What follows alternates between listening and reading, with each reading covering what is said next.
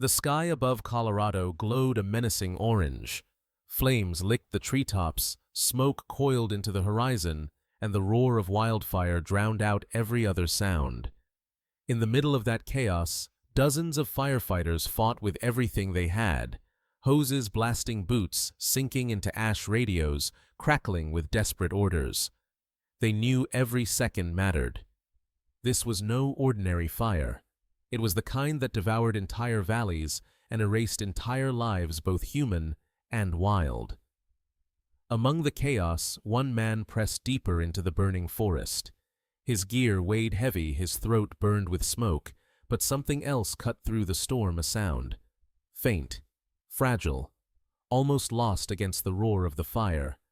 A cry high-pitched and weak, unlike any he had heard on the job before. He froze. Listened. There it was again. A whimper, almost like a pup. For a heartbeat, he thought he was imagining it. But no, beneath the smoke, beneath the fury of the flames, life was calling out for help. He followed the sound, weaving between charred trunks and falling embers, his pulse pounding louder with every step. What could survive in this inferno? And yet another cry closer now. Then he saw it. Curled near a scorched log, trembling its tiny body, flecked with ash.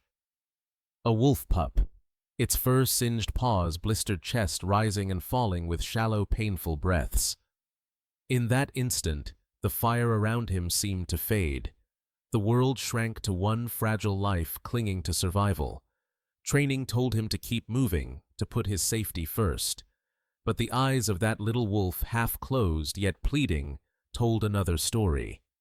No one comes into a fire expecting to save a wolf. But sometimes the forest delivers a choice you never prepared for. He had minutes, maybe seconds, to act. And what he did next would change not only the pup's future, but his own. He picked it up, and in that moment, neither fire nor fear mattered anymore. They had found each other in the unlikeliest of places. What happened next would surprise everyone, because saving one small wolf pup would spark a story no one saw coming. Long before the firestorm and the desperate cry in the forest, the man behind the helmet had lived another life. His name was Daniel Hayes, a firefighter from Fort Collins, Colorado. To most, he was just one of hundreds of men and women who ran toward flames when everyone else ran away. But for Daniel, fire was more than a career. It was a calling shaped by the land he grew up on. Daniel was raised at the foot of the Rockies. As a boy, he would follow his father on long hikes, learning the names of pines and aspens, watching elk move across open valleys, listening for the haunting calls of coyotes at dusk. Nature was not just background, it was part of him. His mother used to say he carried the mountains in his chest. But as Daniel grew older, he also saw how fragile it all was. One summer, a wildfire consumed the hills near his town, destroying homes, displacing animals, and scarring the earth. He remembered standing beside his father, watching flames chew through the trees. That memory never left him. So when he grew old enough, Daniel became a firefighter. Not for the thrill, not for glory, but to protect the land that had given him his childhood. He knew every blaze carried risk, but he also knew that each saved tree, each spared family was worth it. But Colorado was changing. Summers grew hotter, winters shorter. Fires no longer came once a decade, they came every year, burning larger and faster than before. Scientists warned of climate change. Daniel didn't need reports to believe them. He could see it in the blackened hills, smell it in the air each July. And then there were the wolves. For decades, wolves had been hunted out of Colorado. But recent efforts reintroduced them to the wilderness, and slowly shy packs began to take root in the high country again. One such pack was known by locals as the One-Ear Pack, named after an alpha male scarred by an old fight. The pack was fragile small, just 4 to 5 pups in a season, with less than half expected to survive. For wildlife biologists, each pup meant the difference between resurgence and collapse. To most firefighters, wolves were distant shadows in the ecosystem. To Daniel, they were a symbol of resilience. Wolves had returned against all odds to the land that once drove them out. Their survival mirrored his mission to protect what was left, to fight for balance in a world where nature always seemed to lose ground. When the wildfire roared near the territory of One Ear, Daniel knew the stakes weren't just human. The forest was alive with creatures, elk birds, and yes, wolves fleeing in blind panic. He had seen animals trapped before, and the thought always haunted him. Fires didn't discriminate. They took everything. Still, Daniel never imagined that his mission to control the blaze would bring him face to face with one of those rare wolf pups. The odds of finding one alive in a burning forest were close to none. And yet, fate had other plans. Daniel's colleagues described him as steady under pressure, the kind of man who stayed calm when flames closed in. But even he had no preparation for what lay ahead. Saving people was his oath. Saving forests was his duty. Saving a wolf pup, fragile, injured, wild, that was something else entirely. Still, the roots of his choice that day could be traced back here to the boy who once listened to coyotes in the fading light. The man who became a firefighter not for himself, but for the mountains he loved. The guardian who, when confronted with life trembling against the ash, could not turn away. This is where the two stories converge, the firefighter sworn to protect the land and the wolf pack struggling to survive in it. They belonged to different worlds, yet the wildfire would bring them together in a way that neither man nor wolf could have foreseen. And when that moment came, Daniel would have to choose: walk past a cry for help, or stop and forever change the course of one little wolf's life. The fire had raged for hours. Winds shifted, whipping sparks across treetops, pushing flames in unpredictable waves. Daniel's team was ordered deeper into the forest's edge, where hot spots still glowed beneath collapsing branches. Every breath he drew through his mask was thick with heat and ash. His muscles burned, his throat raw. He knew this fire would be remembered. It was the kind that scarred not only landscapes, but memories. Then, beneath the chaos, he heard it. A sound so faint, he nearly dismissed it as wind. A whimper. High-pitched, fragile. His boots crunched to a halt in the blackened earth. He tilted his head, straining past the roar of flames. There it was, again, short, uneven, desperate. Daniel swept his flashlight across the charred ground. Nothing but shadows and smoke. He stepped closer, moving toward the sound. His heart picked up. He had heard animals trapped before: deer, rabbits, sometimes livestock. But this sound carried something different. It was small, defenseless pleading. And then, at the base of a scorched log, he saw it. A tiny body curled in a trembling ball. Gray fur streaked with soot, ears, flattened paws blistered from heat. A wolf pup. Barely alive. Daniel froze. Instinct screamed. Caution: wolves were wild, unpredictable. Even pups carried instincts that made them different from dogs. But this one was no threat. Its chest rose and fell in shallow, rattling breaths. Its eyes, glazed with pain, fluttered open just enough to meet his. In them, Daniel saw not danger, but raw, fragile life begging not to end. For a moment, time broke apart. The fire faded into a dull hum, the heat into background noise. It was just him and the pup. He crouched, pulling off his gloves. His hands hovered uncertainly. Should he? Was this even allowed? Every fiber of his training told him wild animals belonged to the wild. Protocol demanded he leave it alert. Wildlife services later. But in that moment, leaving meant death. The pup would not last another hour. Daniel made his decision. He slipped his arms beneath the tiny frame. The pup whimpered, weak but alive, as its scorched fur brushed against his fire jacket. Daniel felt its fragile heartbeat against his chest. Small, rapid, fighting. He radioed for the med team, voice strained.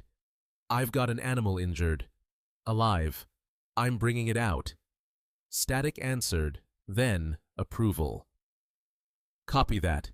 Move fast."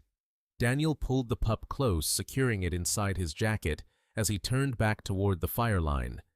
Each step out of the blaze felt like carrying more than just weight. It felt like carrying hope. By the time he reached safety, the pup was still breathing, faint but steady. Emergency wildlife responders rushed forward. They laid the tiny creature on a blanket, checking its burns, its shallow breaths. Someone asked Daniel if he wanted to name it just for record. Without thinking, the word came to him. Sparks, he said. Because in the middle of fire and ruin, this pup was the spark that refused to go out. In the days that followed, Sparks' survival was far from certain.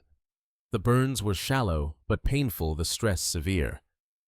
Wolves were notoriously fragile at that age. Injury alone could tip the scale between life and death. Daniel visited whenever his shift allowed, standing beside the crate where the pup rested under veterinary care. Sparks would stir, whimper softly, then fall back into uneasy sleep. And each time, Daniel felt the strange tug of connection deepen. He hadn't expected it. He had fought hundreds of fires, seen countless lives disrupted, but none had touched him like this fragile creature. Sparks wasn't just another rescue. He was a symbol. Proof that even in devastation, life could endure. For Daniel, the wildfire would be remembered as one of the hardest of his career. But the night he carried Sparks from the flames marked the beginning of something far greater. Because from that moment on, their stories were no longer separate. They were bound together by survival, by chance, and by a choice Daniel would never forget. The wildfire subsided after days of relentless battle, leaving behind a landscape of ash and silence. Where once tall pines stood proud, blackened trunks reached like broken fingers into a gray sky. Among the survivors of that blaze was Sparks, fragile, trembling, but alive. His fight, however, was far from over. The pup was transferred to a specialized veterinary center, partnered with Colorado Parks and Wildlife. Here, under sterile lights and with steady hands, vets cleaned his burns, treated the blistered pads on his paws, and gave him fluids to combat dehydration. For a creature so small, every procedure felt monumental. A wrong dose, a slip of infection could end everything.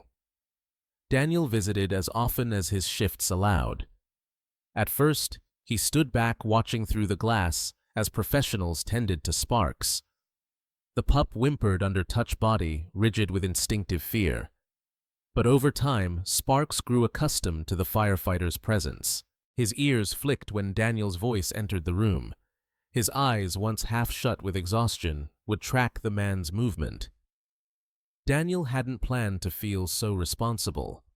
He had pulled many lives from danger, human and animal, but something about this pup lingered. Perhaps it was because Sparks represented more than survival. He represented an entire species struggling to return to its ancestral home. Every day Sparks lived was a reminder that saving one could ripple outward to save many. The weeks that followed were a battle of their own. Sparks had moments of strength standing on shaky legs, nibbling at small scraps of food. But there were also dark nights when his breathing faltered, when fevers spiked, and vets shook their heads with uncertainty. One evening, Daniel arrived after his shift to find Sparks barely responsive. His small body trembled under the blanket breaths, shallow eyes closed tight. Daniel sat beside him, resting a hand near the crate. He spoke softly, words no one else could hear over the hum of machines. "Come on, little one.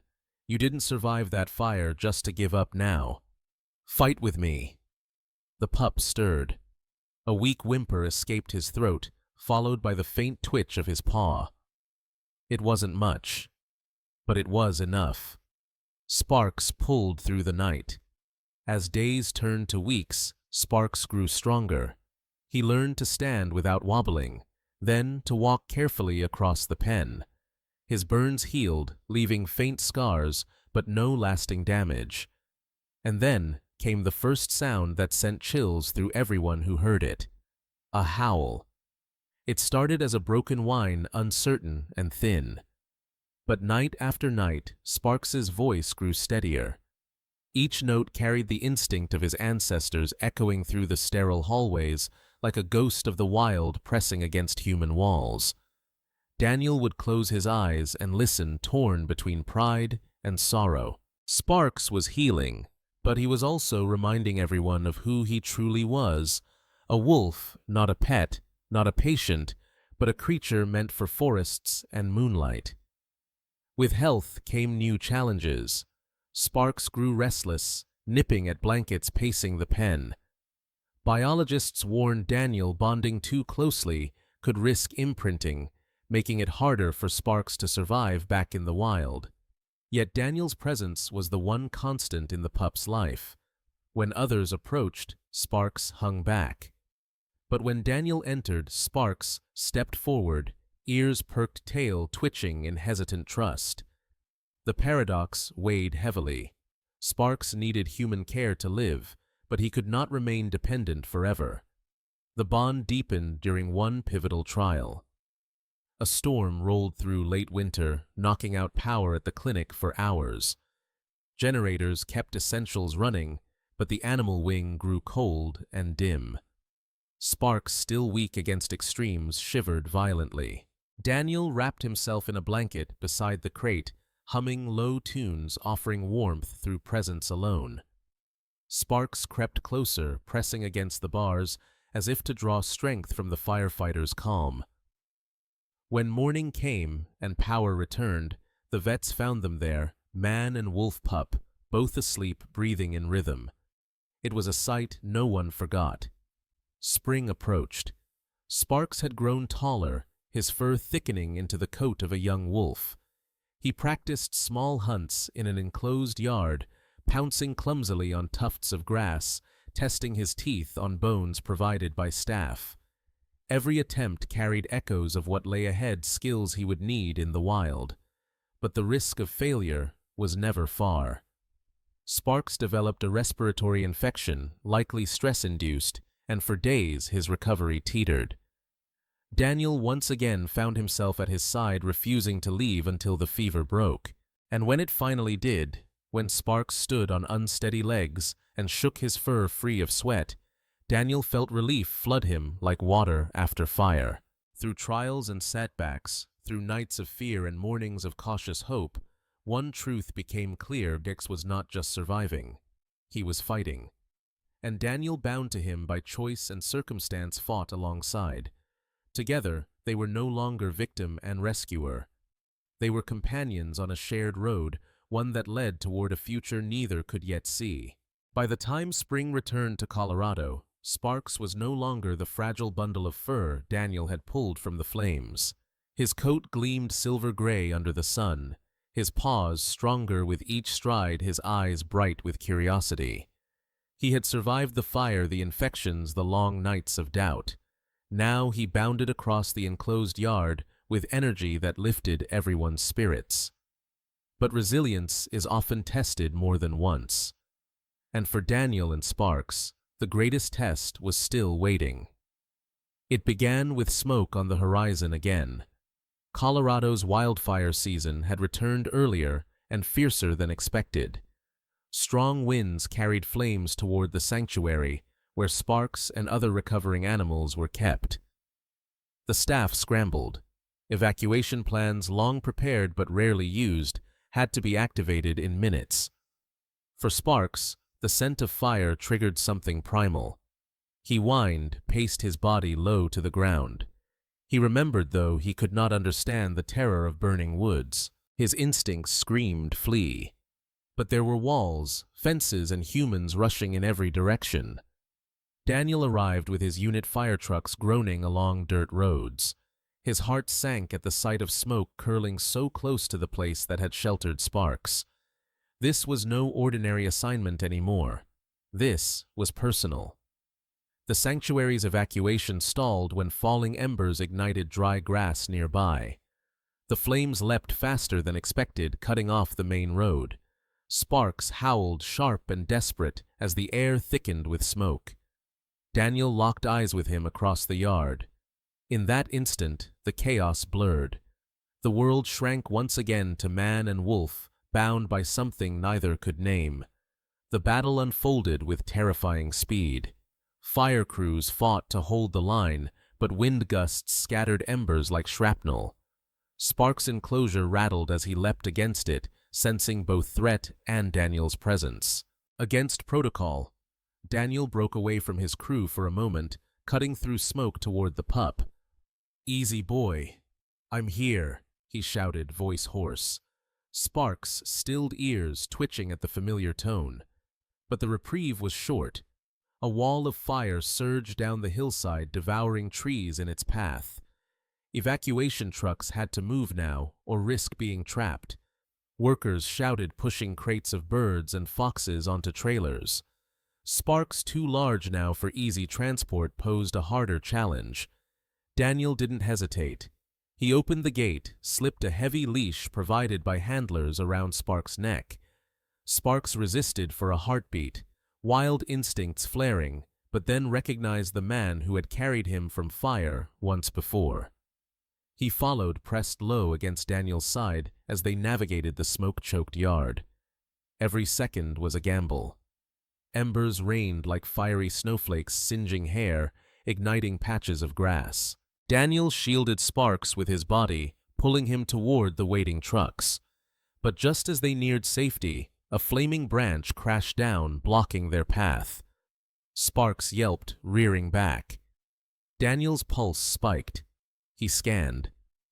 There was no clear road forward, only a narrow gap through the smoke, uncertain, risky. Sparks pressed against his leg, whining, torn between panic and trust. Daniel crouched, gripping the leash tighter. "We're getting out. Together." He led Sparks through the gap. Heat clawed at them, smoke seared lungs, but step by step they pushed forward. Sparks stumbled, coughed, then pressed onward, driven by Daniel's steady pull, and voice urging him on. When they broke through the wall of smoke, relief hit like a wave. Ahead, the evacuation convoy waited, engines rumbling. Sparks leapt into the truck bed with surprising grace, Daniel following close behind. The driver floored the gas, and the sanctuary disappeared into a blur of flame and shadow. Hours later, when the fire crews declared the sanctuary lost, but the animals safe, Daniel sat with Sparks in the truck bed. The pup. No, the young wolf now pressed his head against Daniel's arm, exhausted but alive. Their breaths synced, heavy but steady, both carrying the scars of yet another battle with nature's fury. That night, under a sky painted red by distant flames, Daniel realized something undeniable. Sparks had not just survived one fire. He had survived two. Against odds that would have destroyed most, he had stood tall. And each time, man and wolf had leaned on each other, crossing a boundary nature rarely allowed. The sanctuary could be rebuilt. Forests could regrow. But what had emerged from the firestorms was more enduring, the unbreakable bond forged in survival, tested twice and proven stronger than either flame or fear. From this moment on, Sparks was no longer just a wolf rescued by chance. He was a survivor, a fighter, and a living testament that even in the fiercest infernos, hope could walk out alive. But survival raised new questions, ones no blaze could answer. Where did Sparks truly belong? With people, or back in the wild that had nearly taken him? The wildfire had passed. The sanctuary was gone, but Sparks and the other animals were safe. Temporary facilities were set up in a nearby wildlife center. For Daniel, survival had been the victory. But outside the walls of the evacuation trucks and makeshift enclosures, a storm of another kind was building. Sparks was no longer a tiny pup clinging to life. He had grown into a lanky adolescent wolf, Legs long muscles, lean eyes sharper than ever. His coat shimmered silver in the morning light, and when he moved, there was no mistaking what he was. He was not a pet, not a mascot. He was a wolf destined for the wilderness. That truth was undeniable, yet the bond between him and Daniel had not gone unnoticed. Sparks followed him with an almost dog-like loyalty, responding to his voice pressing close when strangers approached. For some, it was heartwarming. For others, it was dangerous. Word spread quickly. A firefighter saving a wolf pup from wildfire. It was a story made for headlines. News crews arrived filming Sparks behind his enclosure. Interviews ran on television, showing Daniel standing beside the wolf he had rescued. People called it a miracle. Donations poured in. But along with support came criticism. Some locals feared what Sparks represented. "Wolves don't belong near people," one rancher told a reporter. "They're predators. Today, it's a pup. Tomorrow, it's livestock." Others demanded Sparks be released immediately, arguing that keeping him in human care, no matter how temporary, was unnatural. Wildlife biologists cautioned that imprinting the bond Sparks showed with Daniel could undermine his survival in the wild. The law was clear. Sparks could not remain under human care indefinitely. Rehabilitation had one goal: return to the wild. But Sparks's case was complicated. He had lived months under medical supervision, handled daily fed by human hands. Some worried he would never fully integrate back into a pack.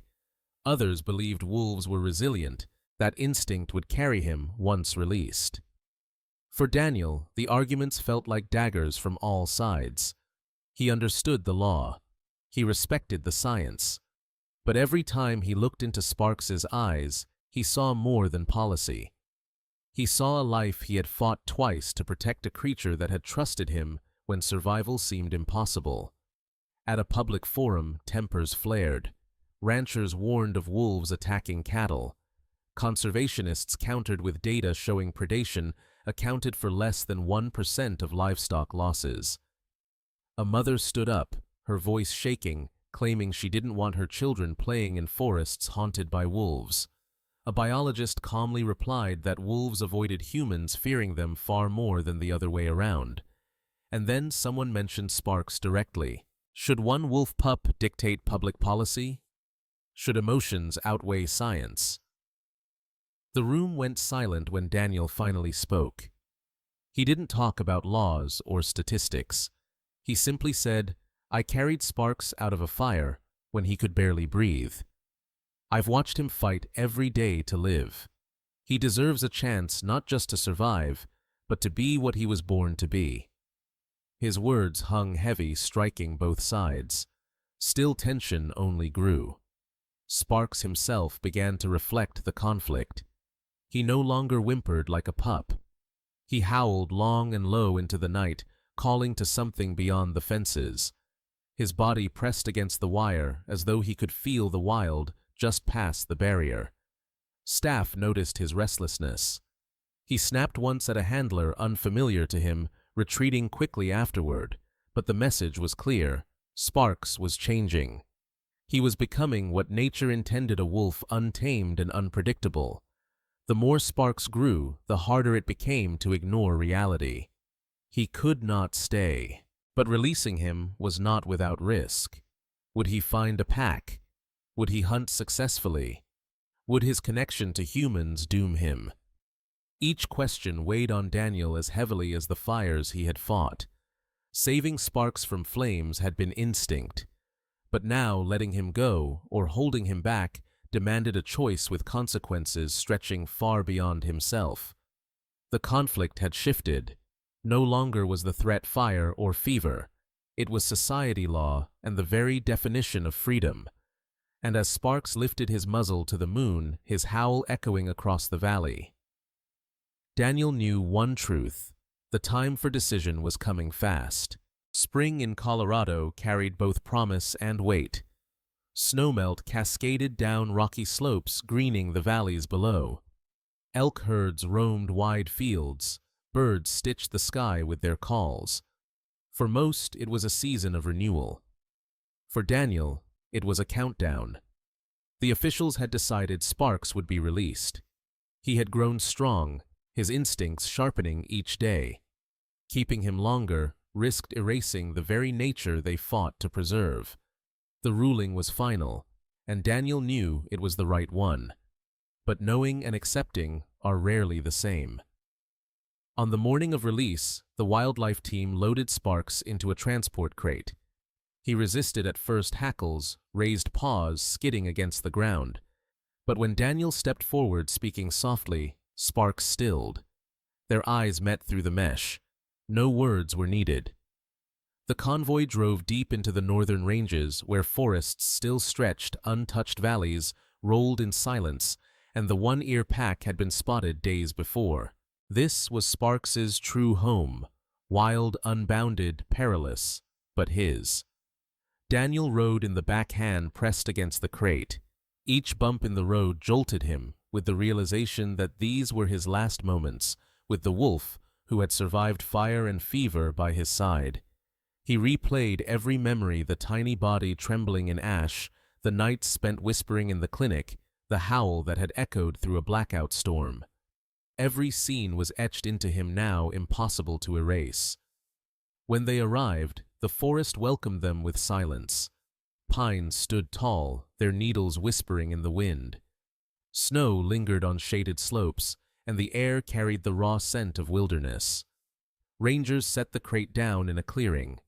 Cameras rolled quietly, but Daniel barely noticed. The door swung open. For a long moment, Sparks did not move. His nose lifted, inhaling the wild air. Then slowly, he stepped out, paws pressing into grass for the first time since the fire. His head lifted, ears, swiveling eyes wide with recognition. He turned, glancing back at Daniel. In that gaze was everything Daniel had feared and hoped for. Not gratitude in the way humans understood it, but recognition. Sparks knew him, remembered him. And in that brief suspended heartbeat, the bond between man and wolf felt both unbreakable and unbearably fragile. Then Sparks moved. With sudden speed he bounded forward into the trees. His body flowed with power, each stride carrying him farther from the man who had once cradled him against fire. Branches swallowed him, shadows embraced him. Daniel's chest tightened. It was over. But just as the forest seemed to close, Sparks stopped. On a ridge above, outlined against the morning sun, he turned back. His muzzle lifted. A howl split the air, long, strong, clear. It carried across the valley a song of wild blood and survival. It was not the broken whimper of a pup. It was the voice of a wolf claiming his place in the world. The sound rooted Daniel in place. He had fought fire, fear, and doubt to reach this moment, and Sparks in his final gesture had given him something no law, no policy could take away, the memory of a farewell etched in the language of wolves. The howl faded. Sparks lowered his head, eyes flicking one last time toward Daniel. Then he vanished into the trees, swallowed by the wild that had nearly claimed him once before. Daniel stood in silence, helmet tucked under his arm, hands trembling. A ranger placed a hand on his shoulder, but words felt hollow here. Only the wind spoke, carrying the echo of Sparks' song deeper into the forest. Daniel had saved a life, and in letting it go, he understood what that truly meant. Rescue was never ownership. It was guardianship, temporary and fragile. Sparks belonged to the mountains, to the pack waiting somewhere beyond. And though Daniel's arms now felt empty, his heart carried the weight of something far greater, the knowledge that sometimes the hardest act of love is to let go. Weeks passed after the release. Spring thickened into summer, and Colorado's mountains grew alive again. Ely's brushed green rivers, swollen with meltwater forests, carrying the scents of pine and wildflowers. For Daniel, the world outside seemed to move on. Fires were fought, homes were saved, and new missions called him away. But somewhere deep inside, part of him remained on that ridge, watching Sparks vanish into the trees. The question never left him. Did Sparks make it? Wildlife biologists assured him that radio collars and motion cameras would track the wolf's journey.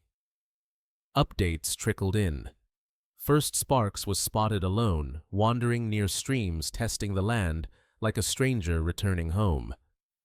Then came reports of him shadowing a pack in the northern ranges. And finally, weeks later, the confirmation Sparks had joined the one-ear pack. Against all odds, the pup who once lay trembling in ash now ran with his own kind. When Daniel read the news, a breath he didn't know he was holding escaped. Sparks was no longer his responsibility. He was free exactly where he belonged. And yet, relief carried the sharp edge of longing. For months, Sparks had been part of his daily life, a reason to hope after every fire, a reminder that not all battles ended in loss. Now Daniel had only silence. But the mountains have ways of answering. One evening, weeks after Sparks's confirmed integration, Daniel returned from a long shift. He sat outside his small cabin, the sky washed in silver moonlight. The forest stretched wide and dark around him. Then, from far across the ridges, it came a howl. It was strong, clear, echoing through the valleys. Others answered, voices layered in harmony, but Daniel swore he recognized one among them. Sparks. He closed his eyes. The sound filled him, carrying every memory. The fire's roar, the trembling heartbeat under his jacket, the storm nights, the moment of farewell. And now here it was again, not a cry for help, but a declaration of survival. Sparks had become part of something greater. For Daniel, Sparks' journey was more than a rescue story. It was a lesson in humility. Humans could save, heal, even protect, but they could never claim ownership over the wild. To love a wolf was to respect its freedom to accept that closeness was fleeting. Sparks had taught him that. The Wildlife Center sent further updates. The one-ear pack, bolstered by new members, showed signs of growth. Biologists noted improved hunting, healthier pups. Sparks, they said, had integrated well-seen playing and sparring with siblings in camera footage. Daniel read each line with pride. The life once clinging to him in smoke and fire was now thriving, shaping the very survival of his species. As the seasons turned, Daniel returned to his work. Fires would always come, storms would always rage. But somewhere beyond those battles, a wolf ran free, a reminder that survival was possible, that even in the face of destruction, sparks of hope could endure. In quiet moments, he found himself scanning ridges during patrols, listening for howls. He never expected to see Sparks again. But that wasn't the point. What mattered was knowing that life once nearly extinguished had been given the chance to burn bright. Daniel looked up at the Colorado sky, stars spilling endless above him.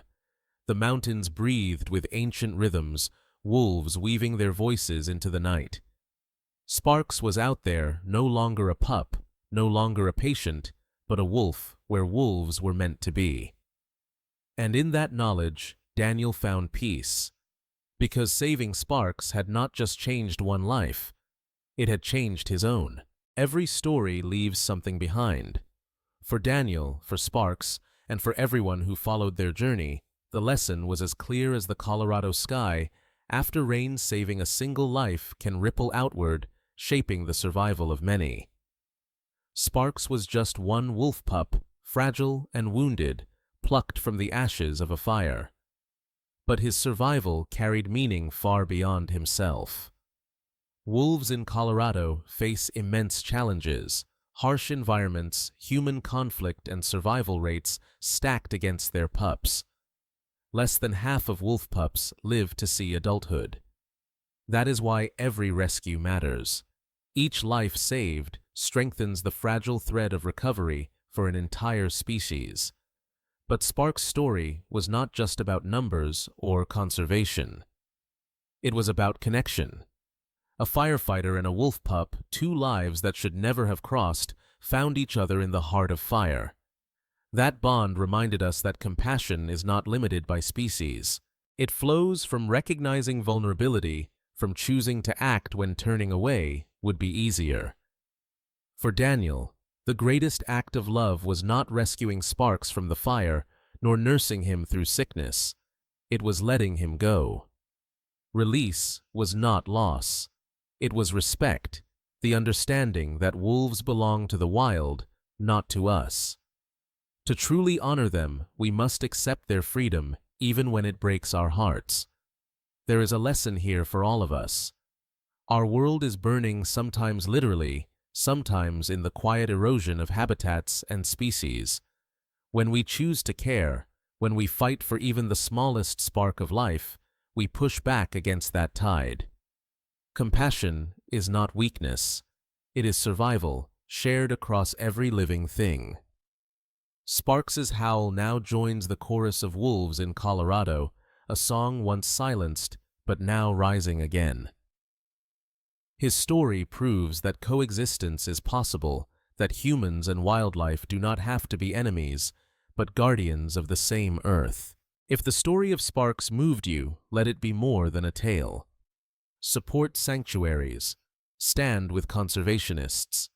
Respect the wild. Because every life we protect